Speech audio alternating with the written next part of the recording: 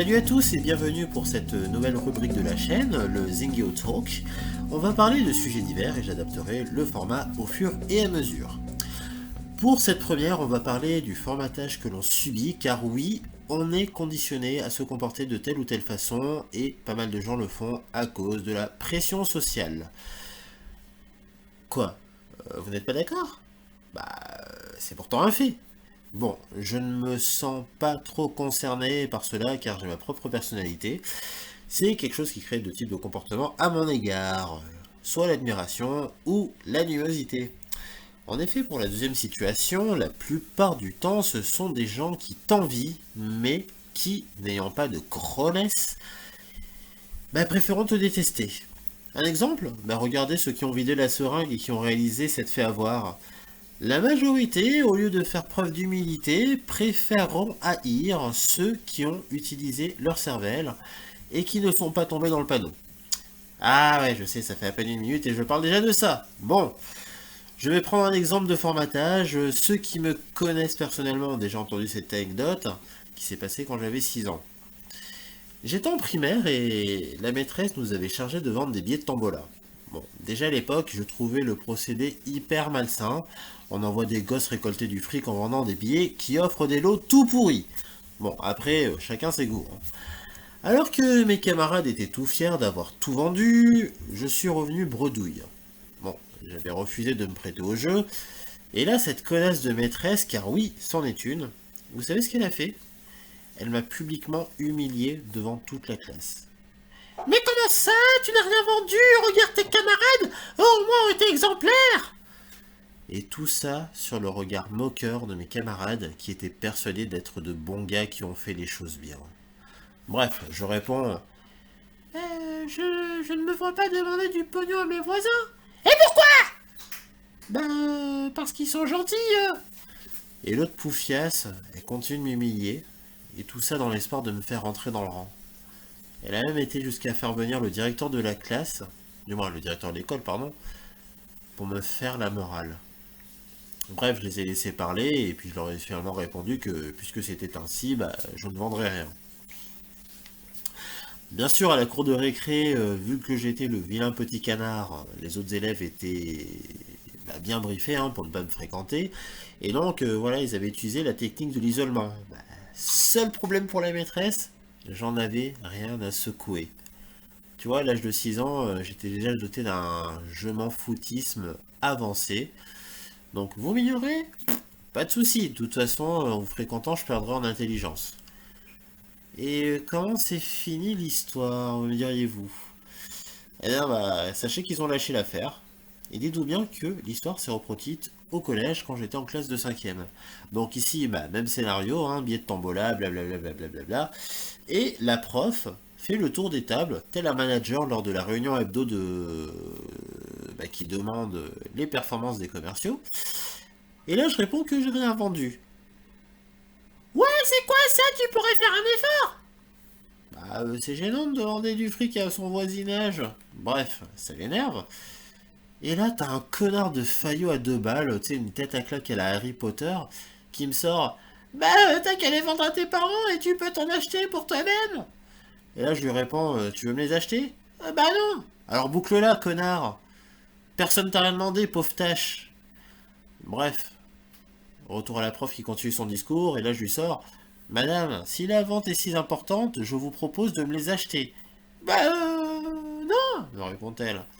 Bon, dans ce cas-là, je vous les donne et vous n'avez qu'à les vendre vous-même. Et là, tu vois, je me lève et je pose les billets sur son bureau.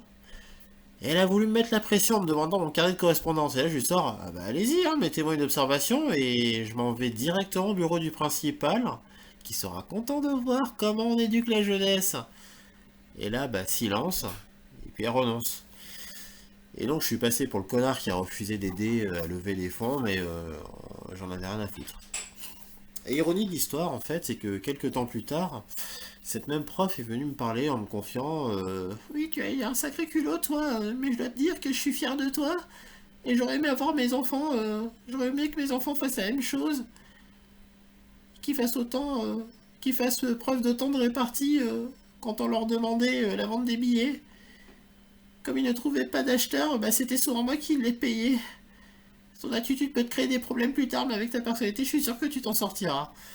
Bon, il n'y a pas... bon, voilà, l'histoire c'est bien fini, hein, en fait, hein, pour moi, voilà. Mais sachez qu'il n'y a pas que dans l'éducation nationale que l'on subit le formatage, hein. J'ai un autre exemple qui me vient en tête. Vous savez, voilà, j'aime bien danser, notamment les danses latines. Et même pour du simple hobby, vous avez droit toujours à la pression sociale. Par exemple, là, quand j'ai débuté, je me suis focalisé bah, sur les bases et non sur les gens qui semblaient à l'aise. Et bon, premier soir, j'ai pris cher, hein, avec des remarques humiliantes de la part de camarades, mais bon, ça m'a fait trop changer. Et puis, bon, bah, bien que ouvert à toute critique constructive, j'observais quand même pas mal et je voyais parfaitement que la personne, je savais voir que la personne en face était nulle. Bref, j'ai pris mes aises. Et bah, certains ne comprenaient pas comment j'avais fait pour progresser aussi vite, et je leur explique que je me suis juste focus sur les bases, et que j'ai pas hésité à sortir, pratiquer hors du cadre de notre assaut, malgré mon petit niveau, et quitte à me mettre en faiblesse à l'extérieur et paraître ridicule. Et aussi, je réalisais que ces gens préféraient rester dans leur zone de confort, et pour passer à l'étape supérieure, bah, ils se mettaient la pression et ils pensaient trop au qu'on dira-t-on, la peur d'être jugé, blablabla. Blablabla. Donc j'avais beau leur dire, bah, dis-toi que ces gens à l'aise en soirée sont comme toi au fond, en fait, c'est des grosses merdes. Puis bon, ils répondaient, oui, oui, c'est vrai, mais en situation réelle, bah, ils complexaient. C'est que, même voilà, pour te résumer, même dans ce milieu, tu as du formatage et la pression sociale. Bon, bah, en fait, tu te rends compte que les profils des gens sont quasiment les mêmes. Mais bon, le meilleur exemple que je peux vous citer est là depuis comme 2 ans avec la crise du Voldemort. On te formate pour être un bon citoyen, donc ceux qui refusent la picouse sont des irresponsables qu'il faut emmerder. Et en fait, ce qui est dramatique, c'est que les gens ne réfléchissent plus et adhèrent aveuglement à la parole officielle. Et ce, malgré toutes les contradictions. Tu vois, j'ai même une pote là qui bosse dans le médical, avec qui j'ai échangé, qui a répété tel un perroquet le discours des médecins de plateau TV. Voilà, regardez par exemple voilà, cette conversation qui date du 5 juillet, soit 7 jours avant l'horrible discours du Poudret avec le pass. J'avais même anticipé hein, les paroles du psychopathe, hein, en parlant de Novax qui allait paralyser l'économie, hein, soi-disant. Et bon, et là, il y a ma pote qui sort que pour avoir bossé à la PHP, il fallait être à jour. Bon, sauf que cette idiote, elle oubliait de préciser que c'était avec bah, des produits qu'on connaissait déjà depuis des décennies, et non des trucs qui ont été bah, bidouillés en quelques mois sans test. Et elle me répète cette fameuse phrase, je cite, quand on est soignant, on est responsable de nos patients.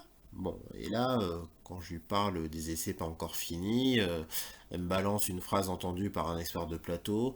Oui, si en 2023 la Terre entière n'y passe pas, les doses ne seront plus efficaces. Et tu vois, tu te demandes, ouais, mais tu te bases sur quelle étude en fait? Voilà. Puis bon, je l'ai mise dos au mur et c'était le coup de ah non, mais j'ai pas le temps de répondre, je viens d'arriver au taf, hein, allez, plus tard on se fait une bouffe. Bon, et à chaque fois tu vois, que j'ai cette conversation avec une personne, la réponse est oui, mais à la télé ils ont dit que, à la télé ils ont dit ça, et puis ça.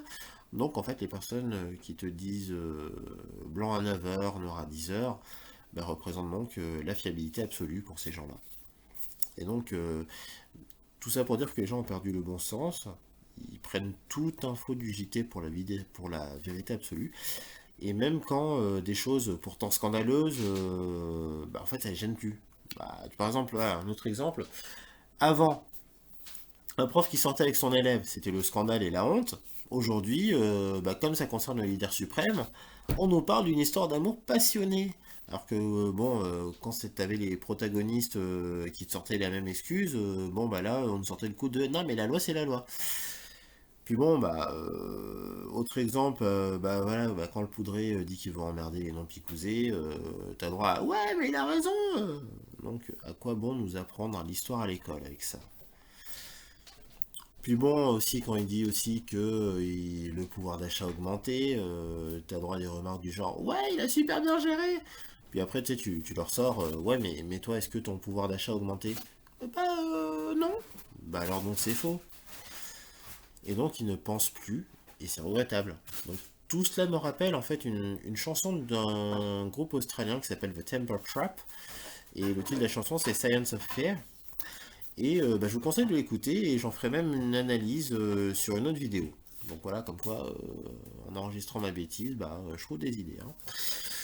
Bon, j'aurais pu aussi vous parler des clubs. Vous savez, pour entrer dans tel clan, tu dois avoir telle chaussure, tel sac, tel blouson. Bon, moi perso, je disais tout le temps fuck off, hein, qu'on me proposait, parce que voilà, ça m'intéressait pas. J'aurais aussi pu vous parler des influenceuses, mais bon, comme leur nom l'indique, bah, elles assument parfaitement bah, influencer les esprits faibles. Voilà, bon, allez, je vous remercie de m'avoir écouté en espérant ne pas avoir été trop ennuyeux. On se retrouve prochainement bah, pour des flash, sketch ou même des shops, hein, sous peu. Je vous dis donc à bientôt et à très vite.